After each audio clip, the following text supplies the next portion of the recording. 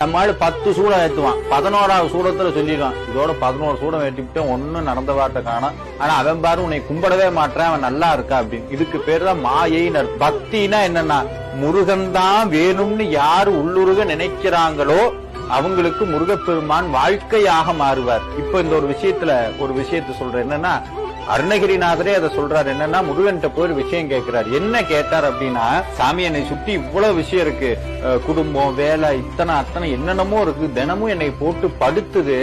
அத சொல்றாரு பாருங்க. என்னன்னா, பேற்றை தவம் சற்றும் இல்லாத என்னை பிரபஞ்சம் என்னும் சேற்றை கழிய வழிவிட்டவா, செஞ்சடா அடாவி மேல் ஆற்றை பணியை இதழியை தும்பையை அம்புலியின் கீற்றை புனைந்த பெருமான் குமாரன் கிருபாகரனே அப்படின்னு சொல்றாரு. அதுல ஒரு வார்த்தை யூஸ் பண்றாரு. என்னன்னா, பேற்றை தவம் சற்றும் இல்லாத என்னை. என்னன்னா, முனிவர்கள் மாதிரி நான் போய் காட்டுல தவம் பண்ணல, அங்க உட்கார்ந்து நான் முருகா முருகான்னு சொல்லல, அந்த